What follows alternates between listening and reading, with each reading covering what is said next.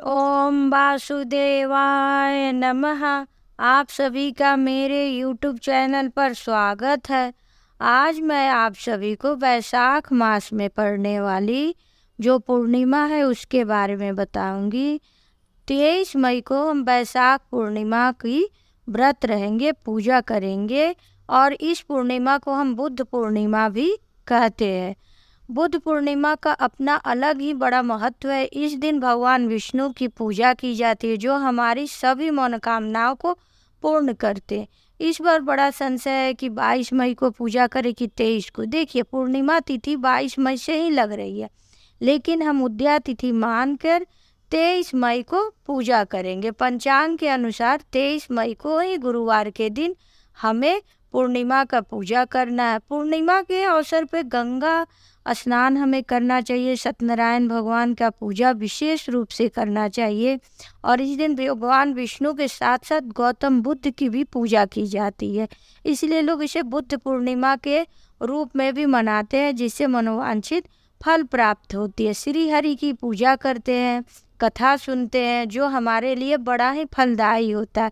इस दिन हमें भगवान विष्णु की पूजा सर्वप्रथम उठ के स्नान ध्यान, अगर पास में कोई अच्छी आपकी नदी है तो वहाँ नहा के आइए, नहीं तो गंगा जल मिला के घर में ही नहाइए। और भगवान की पूजा आप मंदिर में ही सरल तरीके से कर सकते हैं। और अगर विधि विधान से आप चाह रहे हैं तो एक चौकी लगाए, रंगोली बनाए, चौकी पे पीले कपड़े बिछाए, गणपति जी को हम स्थापित करें। छोटी सी गणपति जी को फूल का आसन देके हम विष्णु भगवान लक्ष्मी जी को रखें। अगर मूर्ति है तो उन्हें हम गंगा जल से स्नान कराएं, नहीं तो गंगा जल छिड़काव करके हम साफ कपड़े से पोंछ ले, मतलब मनन स्नान कराए। उसके बाद हम गणपति जी को जनेऊ अर्पित करें, विष्णु भगवान को जनेऊ अर्पित करें और माता लक्ष्मी को हम चुनरी अर्पित करें और कुछ सुहाग का सामान भी चढ़ाएं। नहीं कुछ है तो सिंदूर बिंदी भी आप चढ़ा सकती हैं, वो आपके सामर्थ्य के ऊपर है। फिर हम सिंदूर लगाए भगवान गणपति जी को, माता जी को, विष्णु भगवान को चंदन लगाएं। उसके बाद से एक कलश की स्थापना आप कर सकती घर पे। ये सब आपके मन के और श्रद्धा के ऊपर है। अष्टदल बना के चावल से कलश को रखे, कलश को कंठ तक जल से भर दे, कंठ पर हम कलावा बांधे, कलश में हम सुपारी, हल्दी, सिक्का, दुर्वा और गंगा जल मिलाए और उसके बाद से हम उसमें आम का पल्लो या पान का पत्ता रख दे, उसको भी हम हल्दी कुमकुम से पत्तों को भी टीक दे और कलश की भी हम स्वास्तिक कलश पे बना दे। उसके बाद से श्री फल मतलब नारियल को हम उस पे कलश पे रख दे। उसके बाद घी का दीप हम प्रज्वलित करें, धूप दिखाए, अगरबत्ती दिखाए और धूप दीप दिखाने के बाद फल हम चढ़ाएं, मिठाई चढ़ाएं और लक्ष्मी जी को इस दिन खीर का भोग अवश्य लगाएं, क्योंकि वैशाख मास पूर्ण रूप से लक्ष्मी जी और विष्णु भगवान को समर्पित रहता है।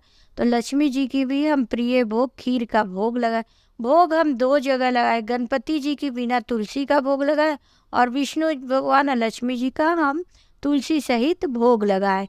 तो इस प्रकार से पंचोपरात पूजा करेंगे और हाथ में पुष्प लेके हम वैशाख मास की व्रत कथा सुनते हैं। वह इस प्रकार है। एक बार की बात है कि द्वापर युग में माता यशोदा भगवान कृष्ण से सवाल करती कि आप इस पूरे संसार में जगत का पालन करते हैं, मुझे आपको कोई ऐसा उपाय बताए जिससे मृत्यु लोक में सभी स्त्री विधवा होने के से ना डरे और ना निसंतान होने से उनको कोई तकलीफ ना। आप ऐसा व्रत के बारे में बताएं जिसका पालन करके सुहागिन स्त्रियां सौभाग्य को प्राप्त हो। कांतिक, तब वो बताए कि कांतिक नामक नगर में राजा चंद्रहास नाम का एक राजा रहता था। उसकी नगरी में धनेश्वर नामक एक ब्राह्मण अपनी पत्नी सुशीला के साथ रहता था। इसके पास धन दौलत की कोई कमी नहीं थी, परंतु ब्राह्मण की कोई संतान नहीं थी, जिस वजह से दोनों पति पत्नी बड़े ही उदास रहते थे। एक बार उस नगर में एक साधु आता है और घर घर जाके भिक्षा मांगता है, लेकिन धनेश्वर से भिक्षा नहीं मांगता। यह बात सुशीला ने धनेश्वर से बड़े दुखी मन से बताया।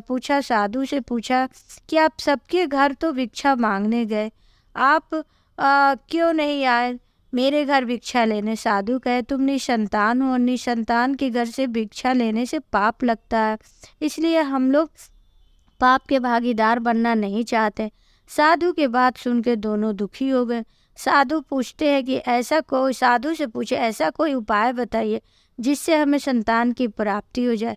साधु का सलाह मानकर 16 दिन तक माँ चंडी का पूजन किए। ब्राह्मण दंपति की भक्ति से प्रसन्न हुई और सुशीला को गर्भ धारण हुआ। इसके बाद उन्होंने कहा कि हम हर पूर्णिमा तिथि के दिन दीपक जलाओ और सभी पूर्णिमा के दीपक की संख्या बढ़ती ही जानी चाहिए। ऐसा पूरे 32 दीपक जलाओ।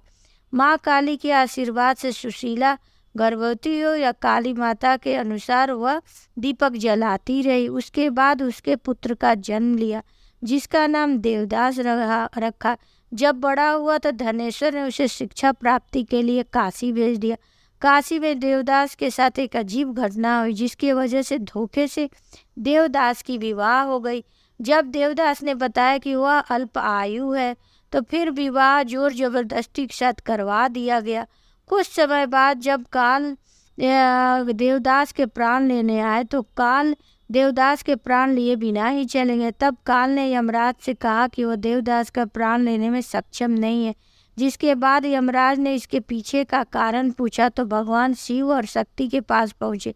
तब माँ पार्वती ने माता काली के रूप में वरदान का जो दिया था उसका वृत्तांत बताया। यमराज को कहा कि ब्राह्मण दंपति ने पूर्णिमा का व्रत रखा था, इसके कारण काल देवदास का कुछ नहीं बिगाड़ सकता है। तभी से पूर्णिमा व्रत का बड़ा ही महत्व हुआ और भगवान विष्णु का नाम लेकर जो पूर्णिमा व्रत करता है, माता लक्ष्मी की पूजा करता है, उसकी सभी मनोकामनाएं पूर्ण होती है। जिस प्रकार ब्राह्मण स्त्रियों का देवदास का दीर्घायु हुआ, उसी प्रकार कथा सुनने वाला और सुनाने वाले के भी संतान भगवान आयु में वृद्धि करे और उसे सब बातों से उनको रक्षा करे।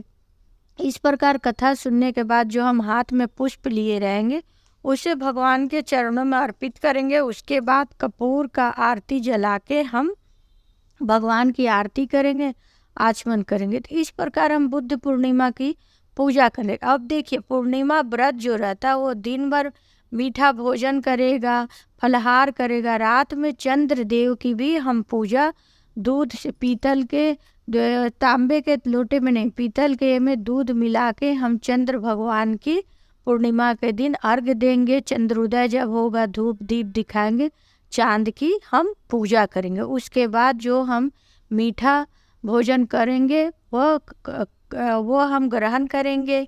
भगवान की पूजा करने के बाद एक अन्न खा सकते। अगर कोई बीमार है तो सेंधा नमक का भी सेवन कर सकता है।